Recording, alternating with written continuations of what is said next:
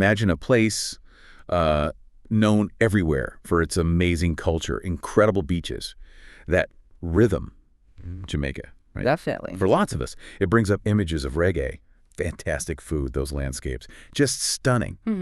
But what if I told you there's this economic transformation happening? Right. Something unfolding kind of under that postcard surface that's, well, way more dynamic and honestly surprising than you might think. You're absolutely right. Today, we're taking a deep dive right into the heart of Jamaica's economy. Yeah. Our mission is basically to unpack this stack of fascinating sources. We've got everything from, broad economic overviews, detailed government reports, even news articles about these really cutting-edge development projects. Okay. We're here to reveal the maybe surprising facts and the crucial insights that are really shaping the nation's future right now. And the idea is when we're done, you're going to walk away with a really clear understanding of Jamaica's economic journey, its major industries. Yeah. The sort of bold strategies they're using for growth and, let's be honest, the challenges that they're still tackling. Exactly, those persistent challenges. We'll explore how this island nation is working towards becoming, and this is from their national plan, the place of choice to live, work, raise families, and do business. So let's peel back those layers. Let's get into it. Okay, so to really get Jamaica today, we have to start with maybe the most surprising thing about its economy. How much it leans on services. Services, really? Yeah, heavily. When you look at the numbers, it's something like a remarkable 71% of the country's GDP comes from services. 71%. Wow. That dominance, it really underlines how critical industries like tourism are, but it also tells a much deeper story about how their whole economy has fundamentally shifted over time. It certainly wasn't always like that. My understanding, if we go back, say, before the 1940s, agriculture was king, wasn't it? Oh, absolutely. Sugar, bananas, tobacco, mostly shipped off to the UK, Canada, the US. What really pushed that massive shift away from farming? That's a great question, and it really points to a huge pivot point in their history. What's really striking, actually, is an 18th century study showed Jamaica had the highest wealth inequality in the world back then. Wow. A tiny slave-owning elite, and most people living, precariously. Right. Then the discovery of bauxite in the 1940s started to fundamentally change the economic focus. That ushered in more of an industrial phase. Bauxite, okay. After 1962, the government actively pushed for economic growth. But interestingly, a lot of sectors actually shrank between 98 and 99. Frank. Yeah. The exceptions were bauxite and alumina, energy, and tourism. Those held up. It wasn't really until the year 2000 that Jamaica saw its first positive growth since 1995. And that was largely thanks to some really tight macroeconomic policies they put in place. That's a fascinating and pretty complex past. So given all that, it's actually quite remarkable how much ground Jamaica has covered recently with macroeconomic stability. It really is. I mean, they've had this history of high debt, low growth. Yeah. But the sources point to some dramatic improvements. Can you give us a sense of the scale of that change? Absolutely. The public debt, it's been almost cut in half in about the last decade. Cut in half. Yeah. It fell from a really staggering 140% of GDP back in 2013 down to around 73% in the last fiscal year. Wow. And the projections, they show it could drop even further, maybe to around 60% by 2027. Okay. And look, this isn't just about impressive numbers on a page. It's really proof of a strategic shift that's fundamentally changed how the world sees Jamaica. Right. It's unlocked billions in international capital. That's a clear vote of global confidence.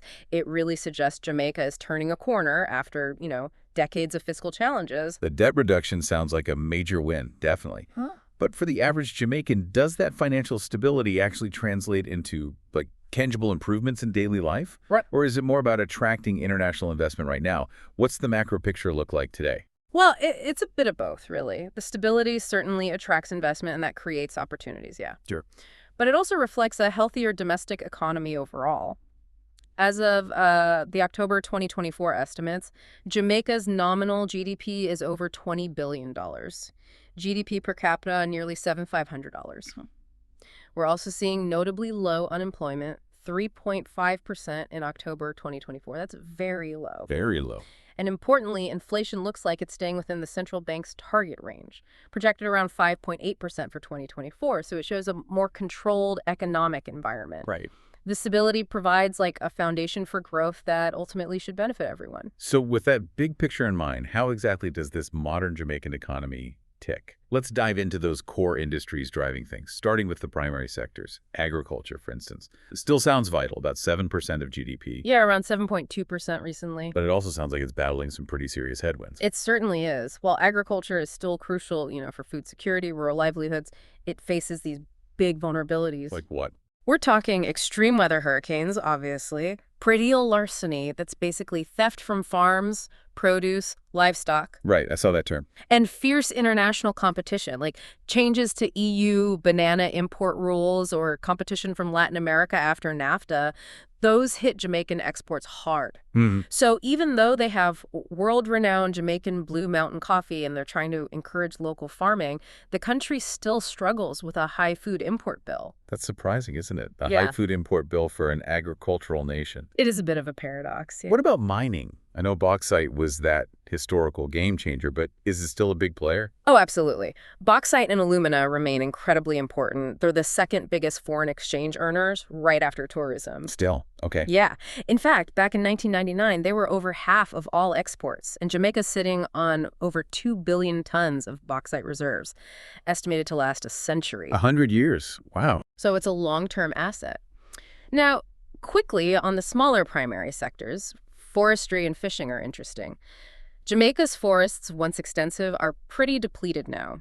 Current output only meets about 20% of demand, Oh, wow. which has spurred reforestation efforts, especially in the mountains, and the fishing industry. It supplies about half the country's fish, but they still import a lot, mainly from the U.S. and Canada. Okay, so we've got this strong historical primary base that's kind of evolving. Mm-hmm. What about the secondary industries? Manufacturing, construction, are they showing resilience or growth? Manufacturing definitely contributes. It was about 14% of GDP back in 1999. They produced diverse stuff, processed foods, chemicals, pharmaceuticals. Okay. However, the garment industry, which used to be a huge employer, has unfortunately suffered quite a bit. Reduced export earnings, factory closures, reflects those shifts in global supply chains. Right. But on a brighter note, construction is seeing a definite boom. Ah, Largely fueled by new hotel and tourism developments. That's a strong sign of investor confidence.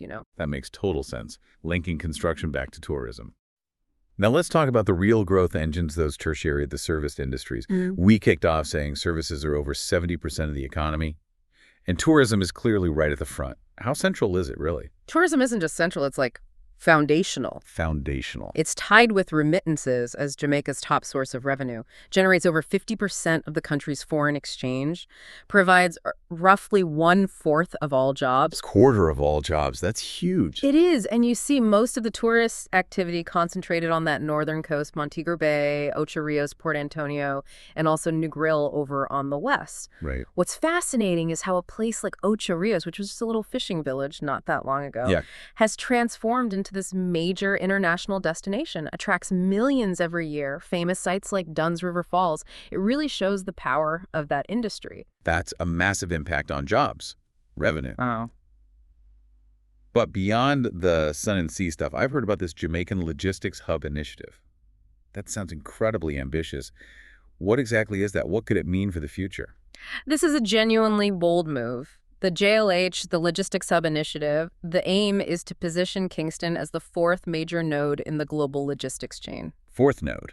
Like Rotterdam, Dubai, Singapore, but for the Americas. Oh, okay. And right. it's not just a vision on paper. It's backed by concrete projects, Yeah. like the Vernon Field Aerotropolis. That's a U.S. $2.5 billion development for air cargo and logistics. 2.5 billion. Yeah, and special economic zones, SEZs. They're designed to make doing business easier, attract investment. The big goal here is thousands of jobs, a significant boost to economic growth, really leveraging Jamaica's strategic location. That's a powerful idea, leveraging geography like that. And what about the digital side? ICT, Information and Communications Technology, and BPO, Business Process Outsourcing. Seems like a natural fit for an English-speaking Caribbean country. Precisely. Being the largest English-speaking territory in the Caribbean gives them a real edge.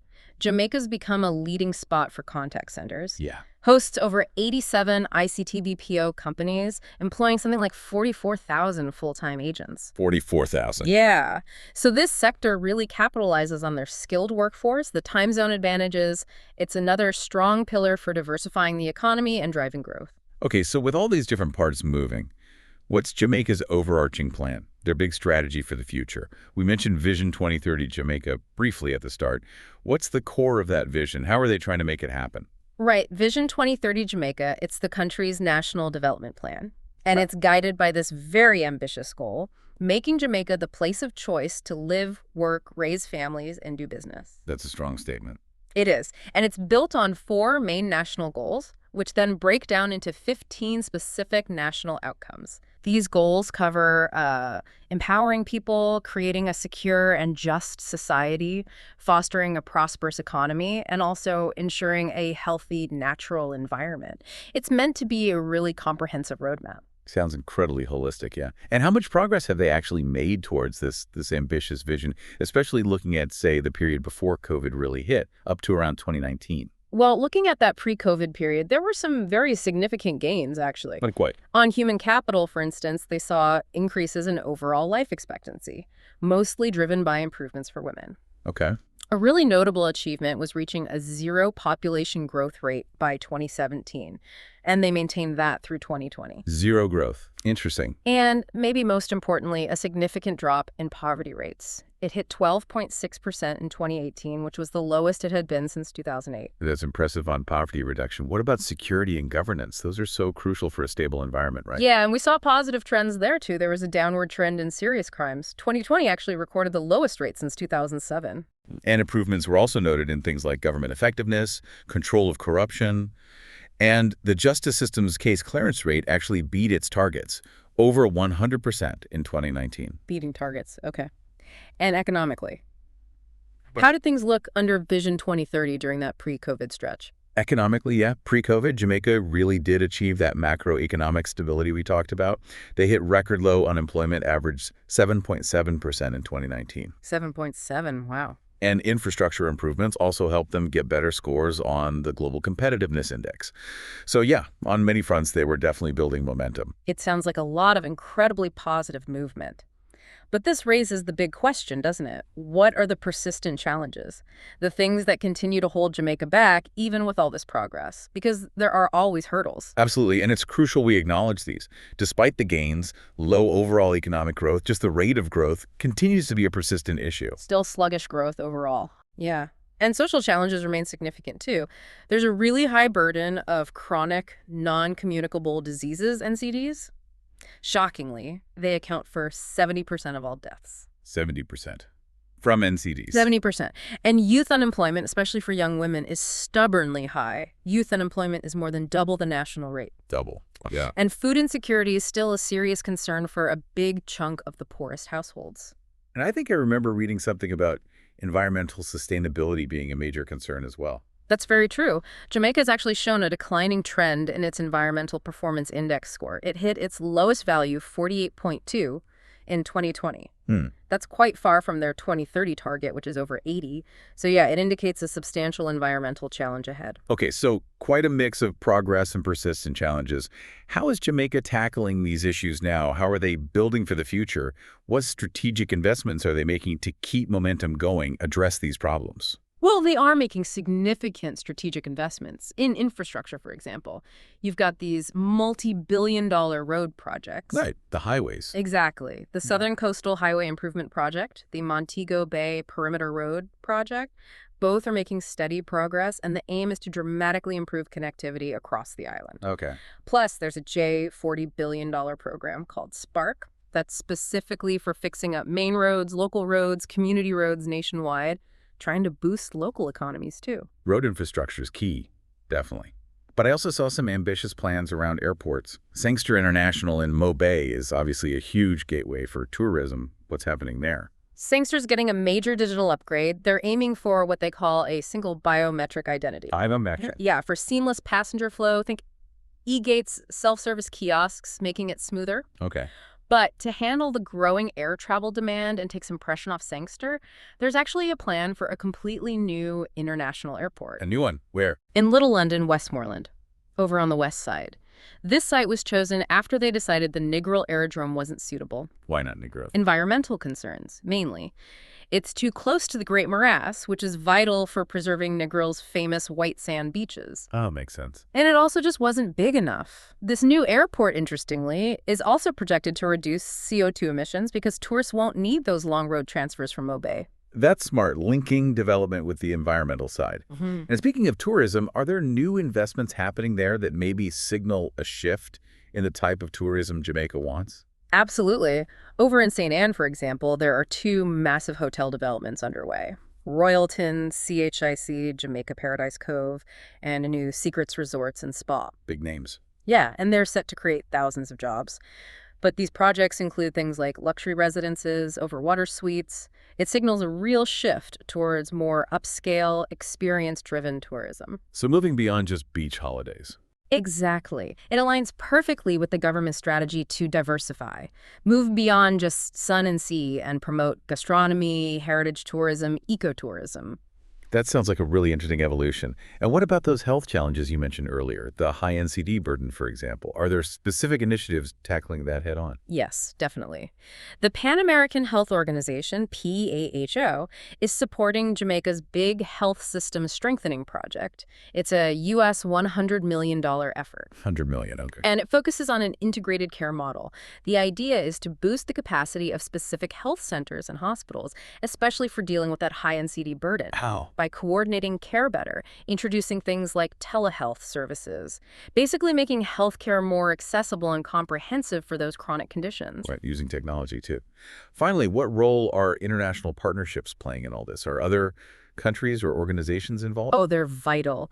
Take the Canada Fund for Local Initiatives, the CFLI. It provides funding, maybe $10,000 to see $25,000 directly to local organizations in Jamaica. For what kind of projects? Things focusing on inclusive governance, peace, economic growth, especially helping women and vulnerable groups, gender equality, human dignity, climate action, a wide range. Yeah, and these projects even have to include a gender-based analysis plus, GBA plus, so as to make sure the impact is equitable. It shows a real commitment to inclusive development, not just top-down growth. Okay, so a lot going on through partnerships too. So you've really just taken this fascinating journey, haven't you, through Jamaica's whole economic landscape. We've seen how this incredibly vibrant island, yes, still celebrated for its beauty and culture, Absolutely. is also strategically navigating this really complex economic past and present, all to build a more prosperous, more resilient future. From that surprising dominance of services now, the historical shifts driven by things like bauxite, right up to the modern growth engines, tourism, these ambitious logistics hubs. Jamaica's clearly investing. Its infrastructure, digital future, its people. It really feels like a nation charting its own course, you know, balancing these bold visions with some very practical, real-world challenges. It's definitely clear that Jamaica is on this path of ambitious transformation, balancing those national development goals like Vision 2030 with significant global pressures and those domestic challenges we discussed. So as you listening, consider the remarkable progress we've talked about and these really bold plans for infrastructure, tourism, health. What stands out to you? What do you think is the biggest hurdle, or maybe the greatest opportunity, for Jamaica to truly achieve that vision, to become the place of choice, to live, work, raise families, and do business for all its people? Especially thinking about those persistent social and environmental challenges. Something to think about.